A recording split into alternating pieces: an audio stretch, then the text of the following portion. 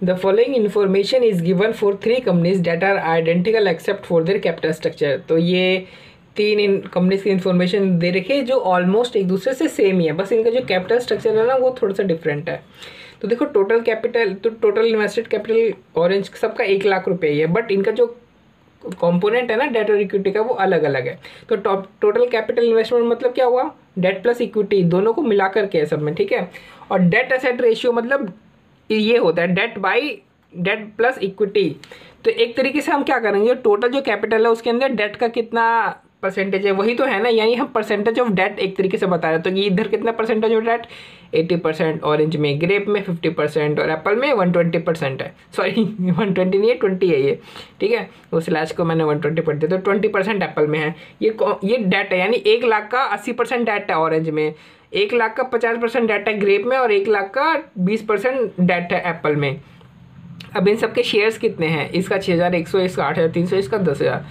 फिर था pre tax cost of debt दे रखा है, यानी सिर्फ केडी दे रखा है 16%, 13% और 15%। लेकिन हमें क्या चाहिए होता है, हमें प्री टैक्स से काम नहीं होता, हमें post tax cost of debt चाहिए होता है। तो मैंने इसको क्या किया, मैंने इसको आगे बढ़ने से पहले इसको यहीं पे मैंने पोस्ट टैक्स कर दिया। तो 16 माइनस 1 माइनस 30%, 35% टैक्स क्या है, इधर 35% है ना, तो इधर हमने 35% लिया टैक्स की जगह।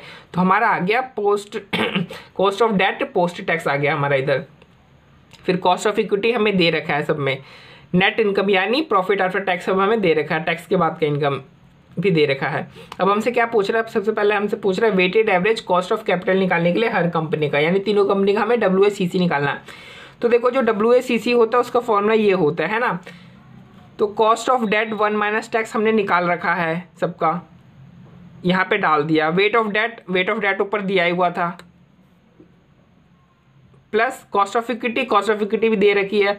वेट ऑफ इक्विटी कितनी होगी यार, अगर पूरा में पूरा वेट होता है 100%, उसमें से 80% अगर इक्विटी डेट का है तो 20% कितना होगा इक्विटी का, तो ये देखो 20%, 50% इसका है तो 50% इसका होगा, 20% डेट का है तो 80% इक्विटी का हो जाएगा। सिंपल सी बात है ना, बहुत ही सिंपल है। तो हमने weighted average cost of capital तीनों का निकाल लिया, इसका इतना आ गया, ठीक है। अब सेकंड में क्या पूछा है, सेकंड में हमसे EVA निकालने पूछ रहे के लिए कह रहा है, क्या निकालने के लिए कह रहा है, EVA। ये देखो EVA का फॉर्मूला ये होता है ना, EBIT 1 minus tax minus WACC into operating capital, ठीक है।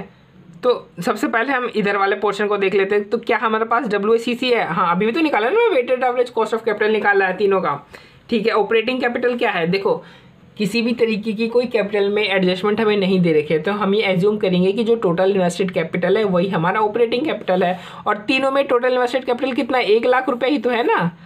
तो हमारा ऑपरेटिंग कैपिटल कितना हो जाएगा, 1 लाख। तो WACC ये रहा, इंटू ऑपरेटिंग कैपिटल सब में 1 लाख है, तो कर दो, देखो सबको 1 लाख से हमने इंटू कर दिया, तो हमारा ये वाला पोर्शन हमारा कंप्लीट हो गया, ठीक है। अब हमें ये वाला चाहिए, उसके लिए चाहिए हमें EBIT। तो क्या हमें EBIT दे रखा है, नहीं हमें EBIT नहीं दे रखा, हाँ प्रॉफिट आफ्टर टैक्स हमें दे रखा है 8970 वाला, ठीक है। लेकिन हमें EBIT चाहिए। तो देखो इस तरीके से स्टेटमेंट बनती है, इनकम स्टेटमेंट। EBIT में से हम इंटरेस्ट माइनस करते हैं तो हमारा EBT होता है, फिर इसमें से टैक्स लास करते हैं तो EAT होता है।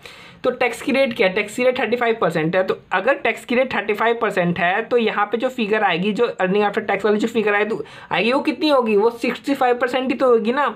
तो अर्निंग आफ्टर टैक्स की फिगर हमें दे रखी है, ये देखो।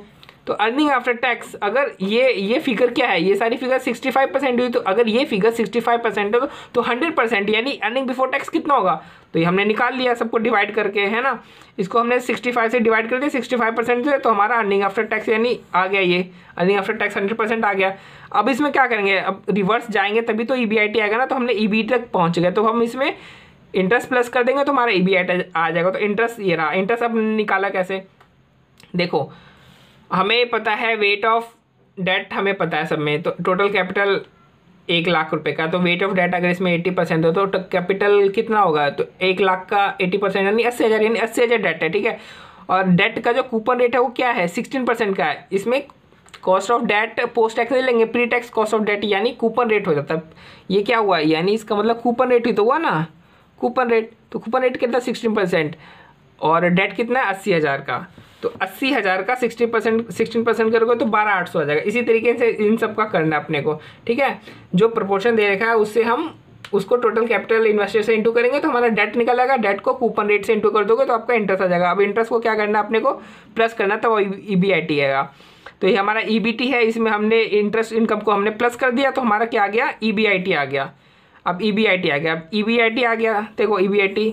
अब क्या करना है, हमें टैक्स लेस कर देना है, तो हमने टैक्स लेस कर दिया तो अब हमारा क्या आ गया, ये वैल्यू आ गई। ये वैल्यू पूरी की आ रही, ये रही, यानी NOPAT हमारा एक तरीके से आ गया। इस पूरे को क्या कहते हैं, NOPAT। तो ये NOPAT आ गया, ये NOPAT आ गया। WACC हमने यहाँ पे निकाल लिया था, WACC इंटू ऑपरेटिंग कैपिटल। अब इन दोनों को आपस में लेस कर दो तो हमारा EV आ जाएगा, तो EVA ये रहा, आ गया, सिंपल सा है।